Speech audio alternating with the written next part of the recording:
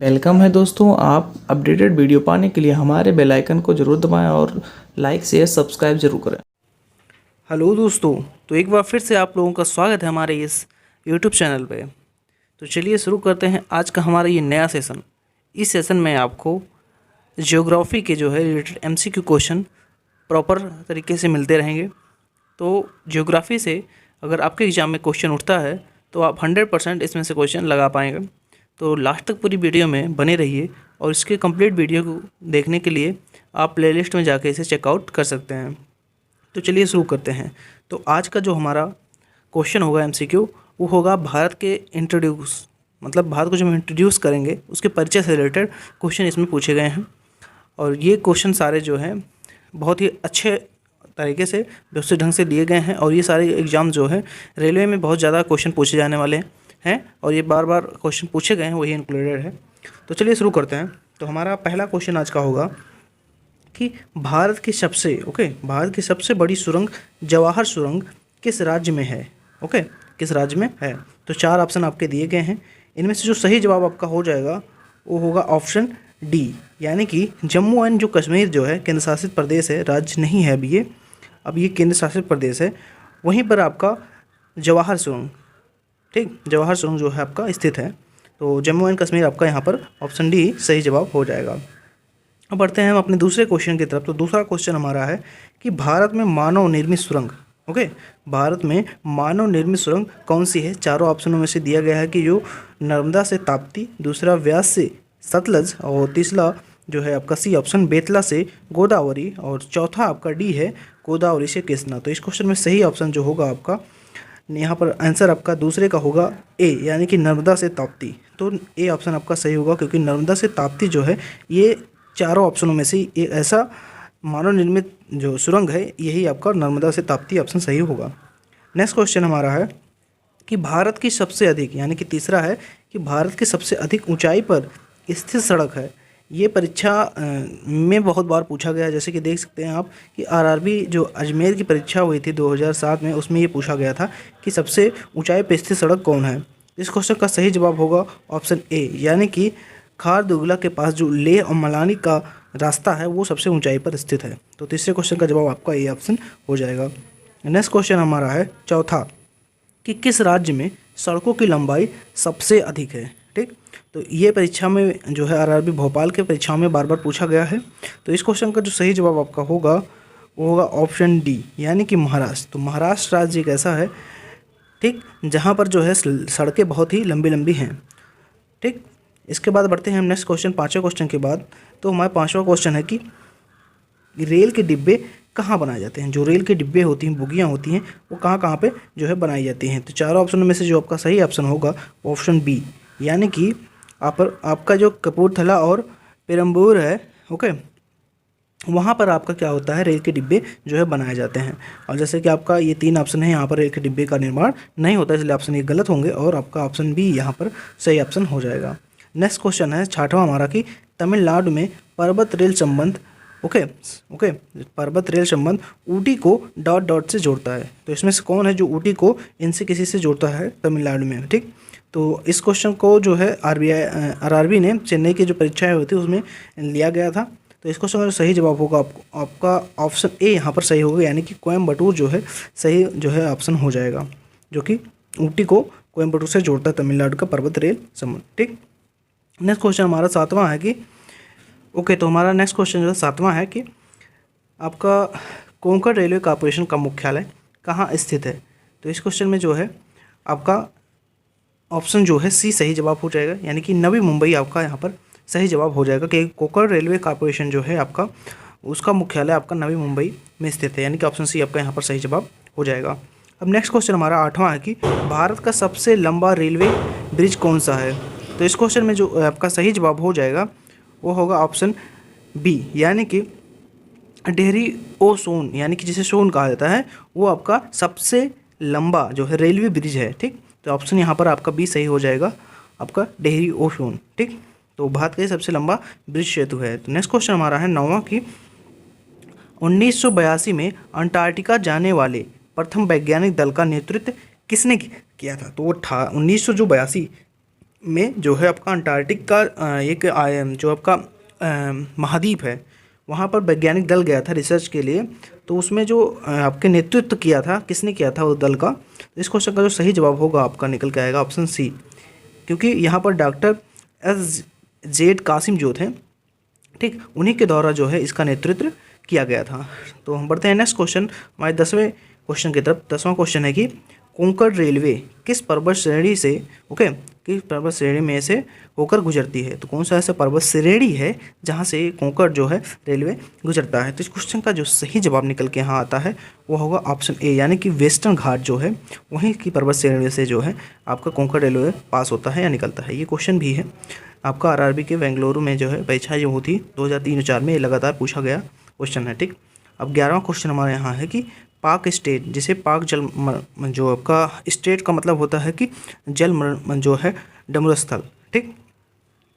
जल डमरूस्थल का मतलब जो दो जलों को जो है, दो जल भूमि को आपस में जोड़ता है, ठीक। तो स्टेट वो कहलाता है। तो पाक स्टेट कहाँ से कहाँ सबसे नज़दीक पड़ता है? तो किस क्षेत्र से पाक स्टेट जो है आपका सबसे जो है नज़दीक पड़ता है, ठीक।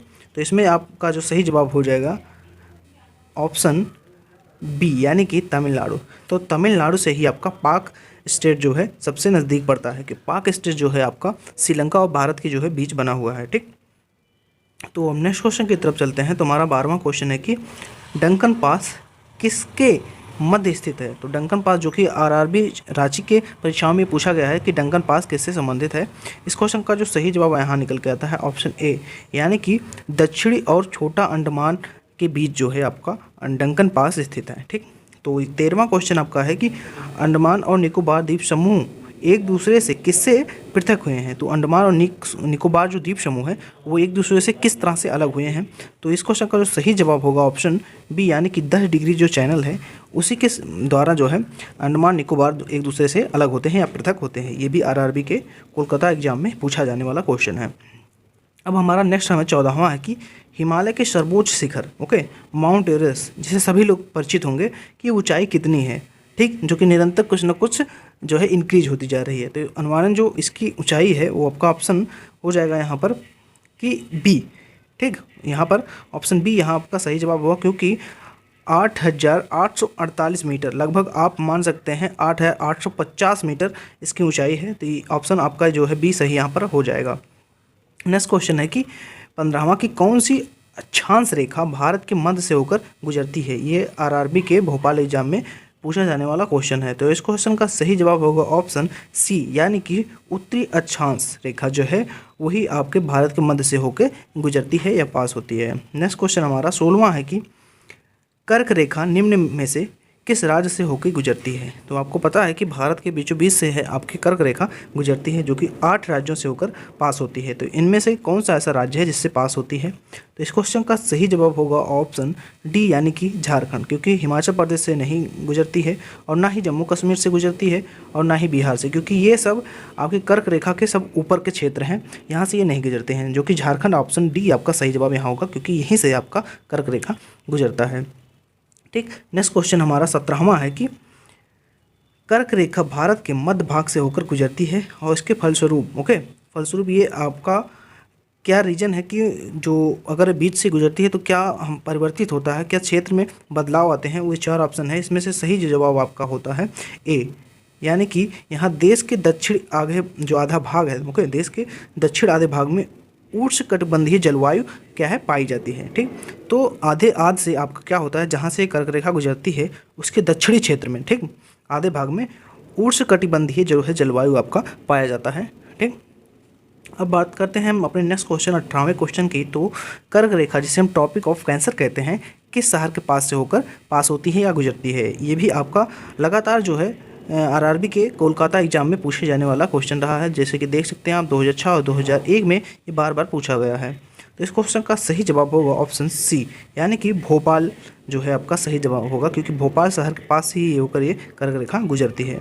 चेन्नई सही जवाब नहीं होगा, क्योंकि चेन्नई सबसे नीचे है, और कोलकाता भी नहीं होगा, और श्रीनगर तो सबसे ऊपर है, इसलिए इससे नहीं हो सकता। सिर्फ ऑप्शन भोपाल जो कि मध्य प्रदेश में पड़ता है यही आपका सही आंसर होगा। ठीक, नेक्स्ट क्वेश्चन आपका है कि 19वां की निम्नलिखित में से कौन सा शहर भूमध्य रेखा के निकट है। ओके, तो ये क्वेश्चन का जो सही जवाब निकल के आता है ऑप्शन बी, यानी कि विशाखापट्टनम जो है आपका भूमध्य जो रेखा है उसके जो है नज़दीक है, सबसे पास है।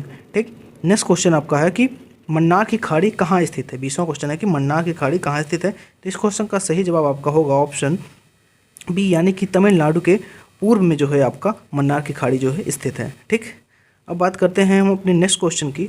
तो नेक्स्ट क्वेश्चन हमारा हो जाएगा कि खंभात की खाड़ी। ओके, खंभात की खाड़ी किसके बीच स्थित है, किन दो क्षेत्रों के बीच जो है आपका खंभात की खाड़ी स्थित है। तो इस क्वेश्चन का जो सही जवाब यहाँ निकल के आता है ऑप्शन डी, यानी कि भावनगर और सूरज के बीच में जो है आपका खंभात की खाड़ी जो है स्थित है। ये भी आरआरबी के सिकंदराबाद एग्जाम में ये 2004 के पूछे गए क्वेश्चन है। नेक्स्ट क्वेश्चन है कि भारत का मानक स्टैंडर्ड, ओके, जो स्टैंडर्ड टाइम है भारत का वो कितने देशांतर स्थानीय समय है। ओके, तो इस क्वेश्चन को भी आरआरबी ने जो है गोरखपुर और त्रिवेंद्रम में जो है बार बार पूछा गया है। इसमें जितने भी क्वेश्चन रिलेटेड किए गए हैं ये सारे आपके रेलवे से बहुत ही कोरिलेट करते हुए हैं, रेलवे में बहुत बार ये पूछे गए हैं। ठीक, तो हमारा ये इस क्वेश्चन का जो सही जवाब होगा ऑप्शन बी, यानी कि 82.5 पूर्व देशांतर जो है, यानी कि 82.5 डिग्री जो है पूर्व देशांतर आपका स्टैंडर्ड टाइम है भारत का। ठीक, नेक्स्ट क्वेश्चन हमारा 23वां है कि भारतीय मानक समय यानी कि IST के संदर्भ में निम्नलिखित में से कौन सा हांगकांग का सही जो मानक प्रदर्शित करेगा। ठीक, तो हांगकांग का जो समय मानक समय है उससे भारत के समय में कितना अंतर होता है, इससे आप अनुमान लगा सकते हैं कौन सा इसमें सही जवाब हो जाएगा। तो इस क्वेश्चन का जो सही जवाब होगा ऑप्शन डी, यानी कि भारतीय मानक समय जो है प्लस होगा 2.5 घंटे, मतलब 2.30 घंटे आगे होगा, मतलब कि 2.5 घंटे वहाँ से ये अधिक होगा, प्लस होगा। ठीक, तो यानी कि ऑप्शन यहाँ पर आपका डी सही जवाब है। नेक्स्ट क्वेश्चन है कि 24वां कि भारत की मानक समय रेखा किस शहर से होकर पास होती है, गुजरती है। तो इस क्वेश्चन का सही जवाब होगा ऑप्शन डी, यानी कि इलाहाबाद के नैनी से जो है आपका मानक रेखा गुजरती है। नेक्स्ट क्वेश्चन हमारा 25वां है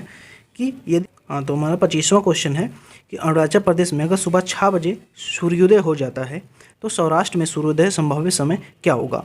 तो इस क्वेश्चन का जो सही जवाब है आपका सी हो जाएगा, क्योंकि प्रातः 8 बजे जो है सी ऑप्शन सही, क्योंकि प्रातः 8 बजे यहाँ पर सौराष्ट्र में आपका सूर्योदय होगा, अगर जो 6 बजे अरुणाचल प्रदेश में सुबह होती है। तो यानी कि 2 घंटे का समय अंतराल आपका दोनों में हो जाएगा। नेक्स्ट क्वेश्चन है कि कोडाइकर कनाल की पर्वत श्रृंखला पर स्थित है। ठीक, किस पर्वत श्रृंखला पर स्थित है आपका कोडाई कनाल जो है, किस पर्वत श्रृंखला पर है। तो इस क्वेश्चन का सही जवाब होगा ऑप्शन ए, यानी कि पालनी जो पर्वत श्रृंखला है वहाँ पर आपका कोडाई कनाल आपका स्थित है। नेक्स्ट क्वेश्चन हमारा है 27वां कि भारत और श्रीलंका के बीच में कौन सा द्वीप है। ठीक, तो इस क्वेश्चन का जो सही जवाब होगा ऑप्शन बी, यानी कि रामेश्वरम द्वीप जो है आपका श्रीलंका और भारत के बीच में स्थित है। आपका 28वां हमारा यहाँ क्वेश्चन है कि सियाचिन है। तो सियाचिन ये क्या है, ये एग्जाम में बहुत बार पूछा गया है, जैसे कि आरआरबी जो है इलाहाबाद, अजमेर और गोरखपुर जैसे एग्जामों में ये 2001 2000 में बार बार ये पूछे जाने वाला क्वेश्चन है। तो इसमें से सही ऑप्शन जो हमारा निकल के आता है ऑप्शन ए होगा, क्योंकि भारत और पाकिस्तान के बीच का एक हिम नदी सीमांत क्षेत्र है। ठीक, और ये सबसे ऊंचाई पे स्थित जो है आपका सियाचिन ग्लेशियर है। ठीक, नेक्स्ट क्वेश्चन हमारा है 29वां की भारत का सबसे बड़ा ग्लेशियर कौन सा है। तो सबसे बड़ा भी ग्लेशियर आपका क्या है, सियाचिन ग्लेशियर, यानी कि ऑप्शन जो है यहाँ पर डी सही जवाब होगा, क्योंकि सियाचिन ग्लेशियर ही है जो सबसे बड़ा ग्लेशियर है भारत का। ये भी एग्जाम में बार बार पूछा जाता है। हमारा 30वां क्वेश्चन है कि निम्नलिखित में से कौन सा देश सबसे लंबी अंतर्राष्ट्रीय सीमा रेखा भारत से जुड़ी है। ओके, भारत के साथ जो सबसे लंबी सीमा रेखा है किसकी जुड़ी हुई है। तो हमारे पड़ोसी राज्य जो हैं इनके देख लेते हैं। ऑप्शन ए जो हमारा यहाँ पर सही होगा, क्योंकि बांग्लादेश की जो सीमा रेखा है सबसे ज़्यादा जुड़ी हुई है हमारे राज्य से, हमारे भारत क्षेत्र से। ठीक, नेक्स्ट क्वेश्चन हमारा यहाँ है, और हमारा 31वां क्वेश्चन है कि किस राज्य की सीमा पाकिस्तान के साथ सर्वाधिक लंबी है। तो ये क्वेश्चन भी आपका जो है आरआरबी के महेंद्र घाट से जैसे क्वेश्चनों में पूछा गया है। तो इस क्वेश्चन का सही जवाब होगा ऑप्शन ए, यानी कि राजस्थान की जो सीमा है सर्वाधिक पाकिस्तान से लगी हुई है। नेक्स्ट क्वेश्चन है कि पाकिस्तान में लगी सीमाओं वाले भारतीय राज्य कौन कौन से हैं। तो इसमें से दिए गए हैं, आपके चारों में से चेक करना है कौन से ऐसे राज्य हैं जो पाकिस्तान की सीमा से लगे हुए हैं। नेक्स्ट, तो इस क्वेश्चन का सही जवाब ऑप्शन बी हो जाएगा, यानी कि गुजरात, जम्मू कश्मीर, पंजाब और राजस्थान ये सारे जो हैं आपके लगे हुए हैं पाकिस्तान की सीमा से। ठीक, अब नेक्स्ट क्वेश्चन हमारा है 33वां की डूरन लाइन निम्नलिखित दो देशों के बीच की सीमा रेखा है। तो डूरेंट लाइन जो है किन दो देशों के बीच की सीमा है। तो आप सभी लोगों को ये इस क्वेश्चन का जवाब जो है पता होना चाहिए, क्योंकि ये एग्जाम में बार बार पूछा जाता है कि ऑप्शन जो है यहाँ पर बी सही होगा, क्योंकि पाकिस्तान और अफगानिस्तान, जो पाकिस्तान है अफगानिस्तान, इन दोनों के बीच की जो रेखा है वो आपका डूरेंट लाइन कहलाता है। ठीक, तो इस क्वेश्चन में आपका बी ऑप्शन सही होगा।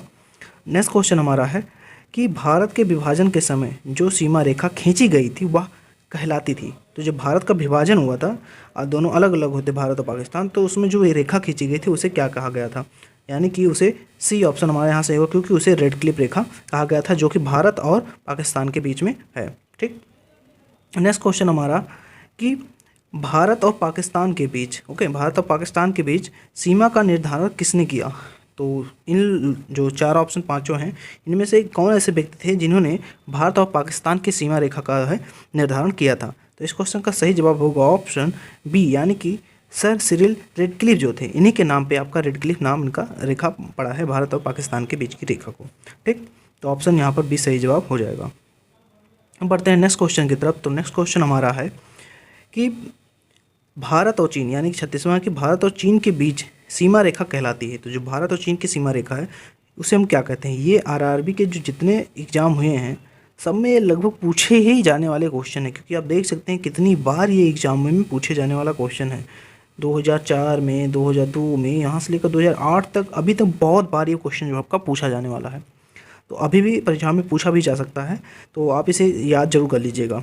तो इस क्वेश्चन का सही जवाब होगा कि ऑप्शन ए, यानी कि मैकमोहन रेखा। तो चीन और भारत के बीच की जो रेखा है उसे हम मैकमोहन रेखा कहते हैं। अब हमारा नेक्स्ट क्वेश्चन है 37वां की अरब सागर में स्थित, अरब सागर में स्थित भारतीय द्वीपों की सर्वाधिक महत्वपूर्ण विशेषताएं क्या है। तो जो भारतीय द्वीप हैं उनकी सबसे अधिक विशेषता क्या है अरब सागर में जो स्थित है।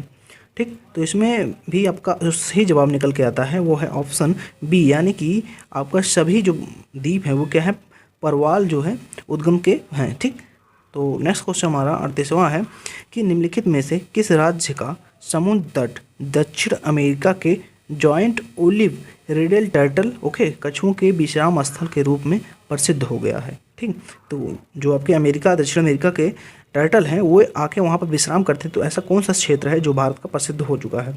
ये बार बार करंट अफेयर में भी रहता है कुछ ना कुछ तरीक़ों से। तो इस क्वेश्चन का सही जवाब होगा ऑप्शन सी, यानी कि उड़ीसा। तो उड़ीसा का जो तट क्षेत्र है वो कछुओं जो टर्टल हैं उनके लिए बहुत ही विश्राम स्थल बन चुका है और ये बहुत ही प्रसिद्ध रहता है, हमेशा चर्चाओं में रहता है। नेक्स्ट क्वेश्चन हमारा 39वां है कि भारतीय समुद्र तट की लंबाई लगभग कितनी है। तो अनुमानित जो लंबाई है हमारे भारतीय समुद्र तट की वो लगभग आपका निकल के आ जाता है 75 किलोमीटर, यानी कि ऑप्शन ए यहाँ पर सही जवाब हो जाएगा। ठीक, तो आज के लिए बस इतना ही। तो मिलते हैं हम भारतीय जो हमारा भारत का जो परिचय है उससे रिलेटेड क्वेश्चन को लेकर फिर नेक्स्ट पार्ट में। तो बने रहिए हमारे इस तरह से चैनल पे और सपोर्ट करिए हमारे चैनल को, जिससे हमें ऐसे ही मोटिवेशन मिलती रहेगी और हम अच्छे अच्छे वीडियो ऐसे आपके लिए लाते रहेंगे। तो जय हिंद, जय भारत।